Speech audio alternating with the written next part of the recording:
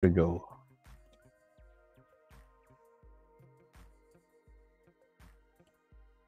Eto, kanina. Sabi ni Tariela kanina ha, yan ho sa pagdinig. I believe this presents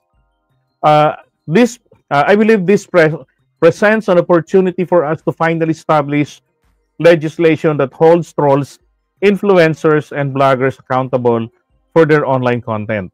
Diba? Alam nyo, ito naman talaga yung subject matter kanina eh. Kung bakit ba naman nauwi sa West Philippine Sea ang usapan. Sabi niya, it is important to note that one of the greatest challenges facing the Philippine government in the West Philippine Sea, aside from China's bullying and lawful activities and aggressive actions, is combating the spread of fake news and disinformation that obscures the true narrative of events in the West Philippine Sea, leading to confusion and division among our people. Tama, di ba? Tingnan yung mga makachina na mga influencers. Oh, kitang-kita na barko ng China bumangga.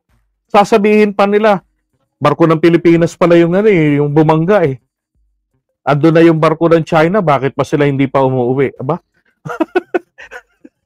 Di ba? Naka-steady na yung barko ng Pilipinas. May kita nyo na yung tubig sa baba, nahahawi. Paano yung naka-standby ang babangga? Di ba? Ganun sila katatarantado. Oh, may sinasabi rito ni J. Tariela na dapat panahon na papanagutin yung mga yan. Kasi imbis na ang mga Pilipino magkaisa, maintindihan na nangyayari sa West Philippine Sea, magkaisa tayo sa ating laban, magkakahati-hati tayo dahil sa mga fake news peddlers na yan. Ano pa? Sabi niya, when President Marcos Jr. took office in 2022 and declared that he would not surrender an inch of our territory to any foreign power, many questioned the meaning behind his word. Diba? Sabi niya, mula nang naupo si BBM noong 2022, sinabi niya na hindi niya isusuko sa sino mang dayuhan kahit na nakaliit-liitang bahagi ng ating bansa, sabi niya. So marami raw mga nagulat doon, question, ano ba yung nakapaloob dito sinasabi ng Pangulo. And then, especially since previous administration claimed that all was peaceful and under control in the West Philippine Sea. Kasi ngayon nakaraang administration, sinasabi na mapayapa naman dyan, wala namang nangyayaring mga katulad niya ng mga insidente, walang water cannoning. Hindi ba ako nga yung unang naglabas nun na water cannon because I knew it, I was supporting the previous administration. Hindi ko lang talaga kayang sigmuraing matawag ng DDS noon. No. Tinatabi ko lang yun kasi hindi pwedeng ibalita noon. Lusaw agad ako, mag-unsubscribe agad kayong lahat. Pag tinira ko si Duterte, baka maiwan 5. Ganun po tayo na budol ni Digong. Kaya nung sinabi nila yon, sabi ko, teka, mali yan. I still remember November 2021, na water cannon, parang November 3 yata yun, na water cannon ang Philippine Coast Guard. Dahil natuklasan nila na binudol sila ng gobyerno ng Pilipinas, nagpapadala tayo despite of the agreement between Duterte and Xi na hindi tayo magpapadala ng, yun yung status ko magpapadala ng anumang mga reinforcement materials sa BRP Sierra Madre. Because under Chinese estimate, from the time of Pinoy, maybe 2, 3, or maybe up to 4 years ganyan, bagiba ng tuluyan yung barkong kalawangin.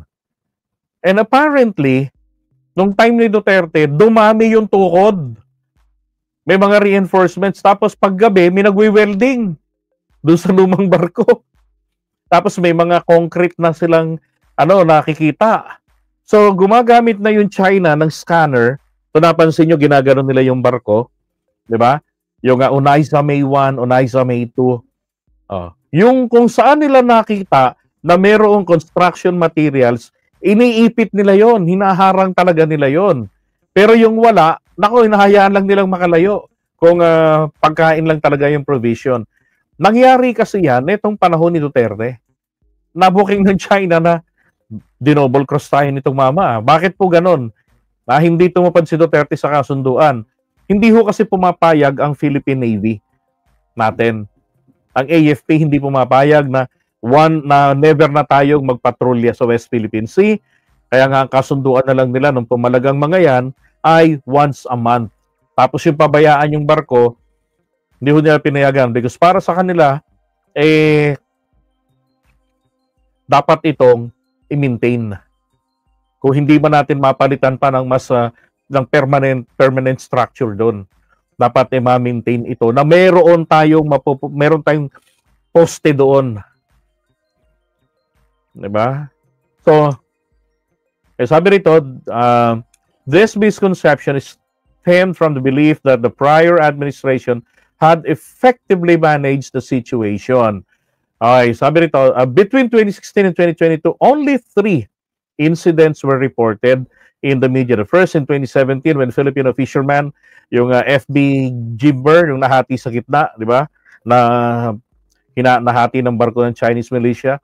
And then second was 2019 when an AFP chartered resupply boat was hit by water cannons. And the last in 2021 when over 200 Chinese vessels were reported by Philippine Coast Guard swarming near Julian Felipe. Hindi pa nga niya nabanggit yung yung 2021 na water cannon. Pero ito, pinakikita niya lang na sinungaling yung nakarang administrasyon. Sinungaling kami. Kasi kailangan namin sabihin na perpekto. Kailangan palitawin namin perpekto ang Duterte administration in managing the affairs in West Philippine Sea or pertaining to West Philippine Sea. Diba? The Philippine affairs with China. Ganon. Si Marcoleta, kamusta? Ay, nako. So, ano yan? Mukhang ang natitirang option na lamang po kay Marcoleta rito, umatras na naman sa kanyang kandidatura, pero wag naman sana. Magtuloy na lang siya. Diba? Harapin niya ang pagkakapahiya. Total, pagtapos naman niya dyan, pwede naman siyang pwede naman siyang kunin ng iba pang mga party list. 'Di ba? Pwede pa siya, parang pangalawa pa lang yata niya yan sa sa party list niya. This is very disappointing for Marcoleta. Akala niya kanina maghahagalpakan na ng tawa siguro yung mga DDS, pupurihin na siya na magaling, ganyan. May mga iba na nagsasabing hindi nakaporma si Tariela, hindi nakapagsalita. Sa post ng DDS, tahimik. Pero totoo, barado, basag na basag sa dalawang hirit etong si Marcoleta. And then bang huli nga, yun na, sumuko na nga po siya. Diba?